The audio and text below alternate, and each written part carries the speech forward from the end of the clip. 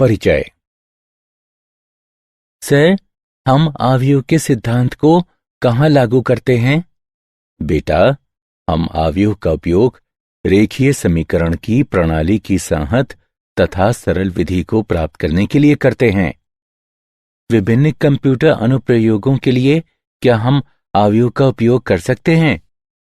आव्यूह के संकेतन और संक्रियाओं का उपयोग पर्सनल कंप्यूटर के लिए इलेक्ट्रॉनिक स्प्रेडशीट प्रोग्राम में किया जाता है, जिसका बारी बारी से व्यापार तथा विज्ञान के विभिन्न क्षेत्रों में प्रयोग किया जाता है, जैसे बजट, बिक्री प्रक्षेपण, लागत अनुमान, प्रयोग के परिणामों के विश्लेषण आदि में।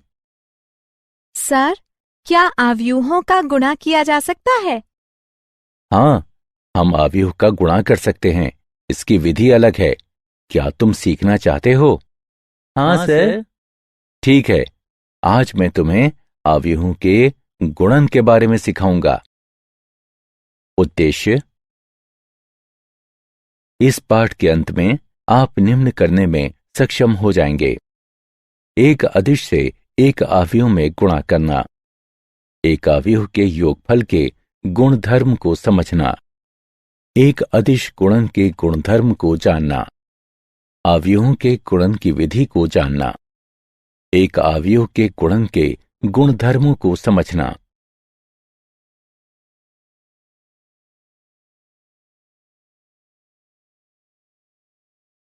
एक अदिश से एक आव्यूह का गुणन। आव्यूह के गुणन के दो प्रकार होते हैं, अदिश गुणन तथा आव्यूह गुणन।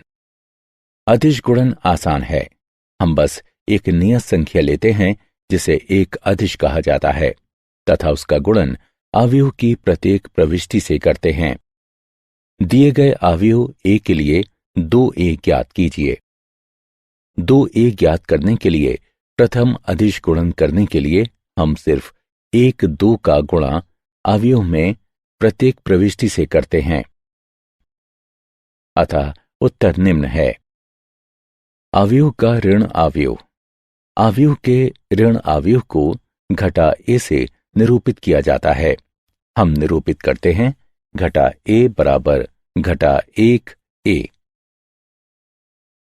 आव्यूह के योगफल के गुणधर्म। वास्तविक संख्याओं के लिए योगफल के आधारभूत गुणधर्म आव्यूह के लिए भी सत्य है। मान लीजिए कि a, b तथा c m गुणा n आव्यूह हों, तब 1 a जमा b बराबर b जमा a, जो कि क्रम विनिमय का गुणधर्म है। 2 सहचर्य गुणधर्म है a जमा b जमा c बराबर a जमा b जमा c। 3 योग का तत्समक। 1 m गुणा n आव्यूह o इस तरह है कि a जमा o बराबर a। 4 योग का प्रतिलोम। किसी m गुणा n आव्यूह a के लिए 1 m गुणा n आव्यूह b घटा a कहा जाता है, इस तरह है कि a जमा b बराबर o।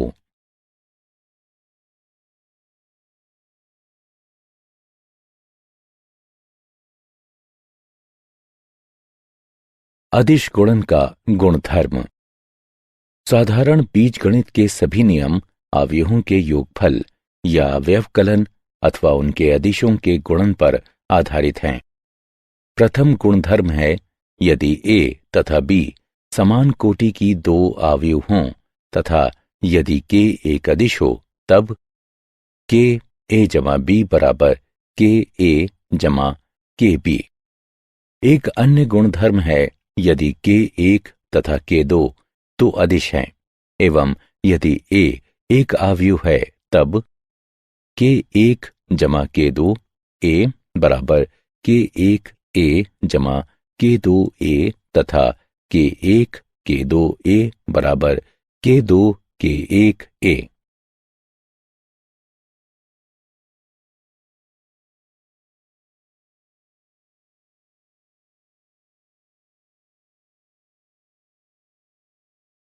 आव्यूहों का गुणनफल। हम 2 आव्यूहों का गुणा कर सकते हैं यदि और केवल यदि प्रथम अवयव के स्तंभों की संख्या द्वितीय अवयव की पंक्तियों की संख्या के बराबर हो, अन्यथा दो अवयवों का गुणन अपरिभाषित होता है। अवयव के गुणन की कोटि है प्रथम अवयव की पंक्ति गुणा द्वितीय अवयव का स्तंभ।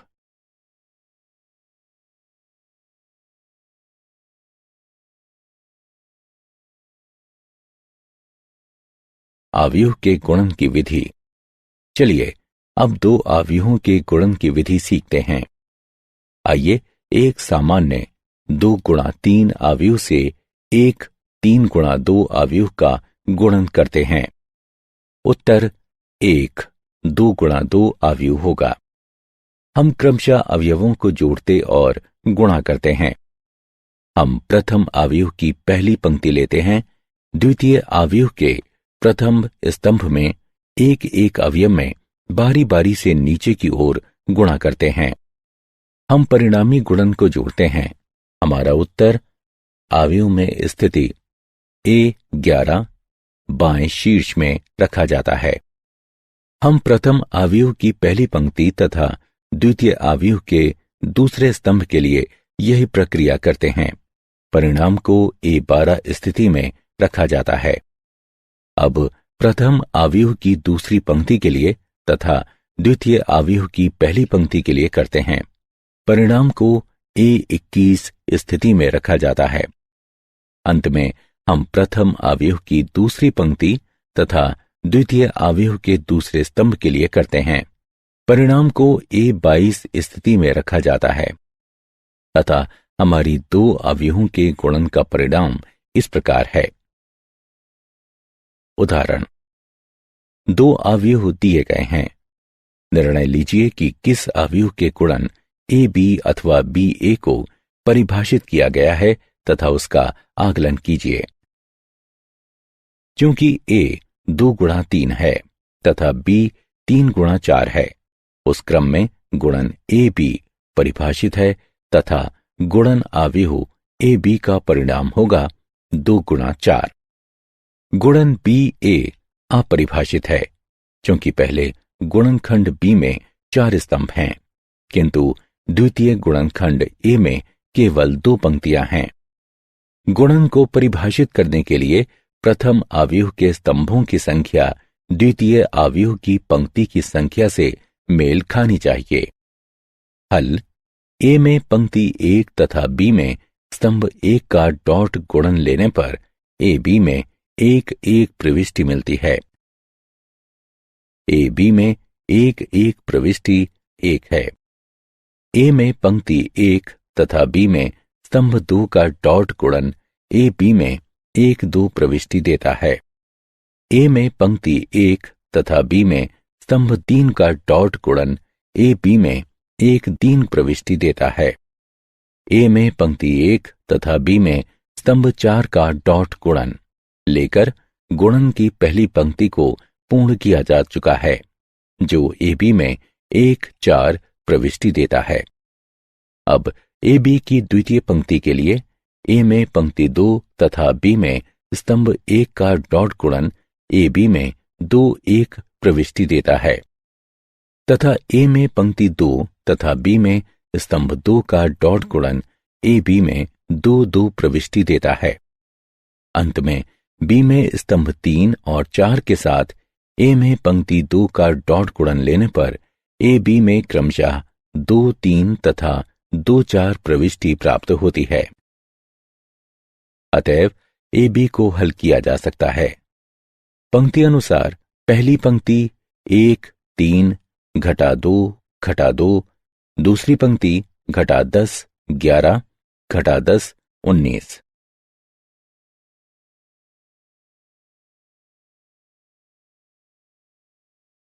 अवयव के गुणन के दौरान विचार किए जाने वाले कुछ बिंदु। यदि AB परिभाषित है तब BA परिभाषित होना चाहिए।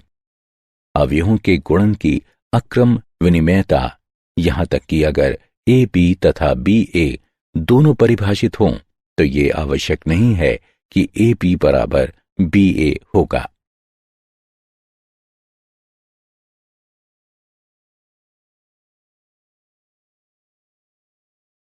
अवयवों के गुणन के गुणधर्म।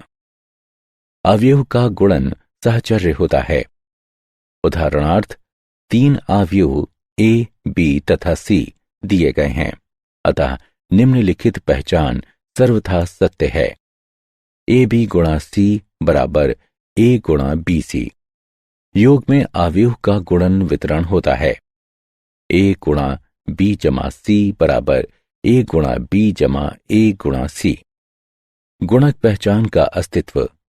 प्रत्येक वर्ग अवयव ए के लिए समान कोटि की एक तत्समक अवयव अस्तित्व में इस तरह है कि आई ए बराबर ए आई बराबर ए। उदाहरण, x तथा y ज्ञात कीजिए। यदि x जमा y बराबर है, अवयव पंक्ति अनुसार पहली पंक्ति 7 0, दूसरी पंक्ति 2 5 के तथा x घटा y बराबर है, अवयव पंक्ति अनुसार पहली पंक्ति 3 0, दूसरी पंक्ति 0 3 के। हल x जमा y तथा x घटा y दिया गया है। इसे 1 तथा 2 के रूप में चिन्हित कीजिए।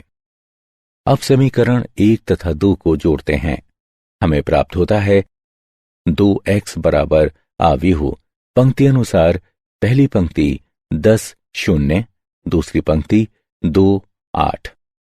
इसलिए x बराबर है अवयव पंक्ति अनुसार पहली पंक्ति 5 0, दूसरी पंक्ति 1 4। अब x जमा y में x का मान रखने पर तथा हल करने पर हमें प्राप्त होता है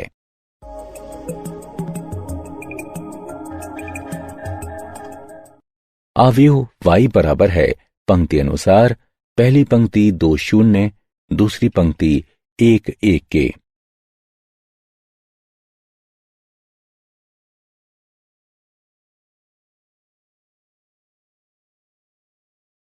क्या आप जानते हैं, अवयव का उपयोग सामान्यतः लंबे समीकरण को हल करने के लिए बीजगणित में किया जाता है।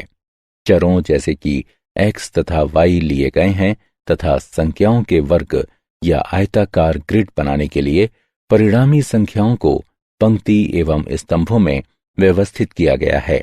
प्रश्नों को और अधिक सहजता से हल करने के लिए इन संख्याओं की गणना की जाती है।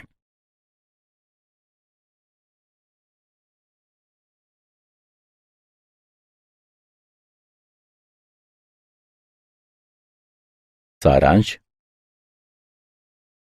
आइए हमने जो कुछ सीखा है उसे संक्षेप में दोहराएं। घटा a बराबर घटा 1 गुणा a घटा b बराबर a जमा घटा 1 गुणा b, a जमा b बराबर b जमा a जमा b जमा c बराबर a जमा b जमा c, जहां a b तथा c समान कोटि की हैं।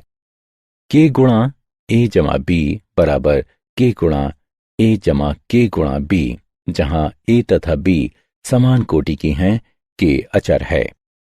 k जमा l गुणा a बराबर k गुणा a जमा l गुणा a, जहां k तथा l अचर हैं।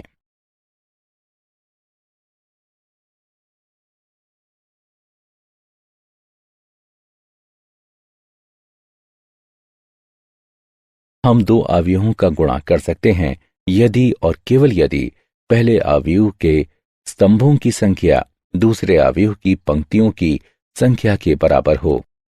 a गुणा बी सी बराबर ए बी गुणा सी।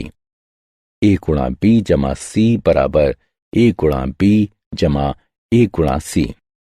a जमा b गुणा c बराबर a गुणा c जमा b गुणा c।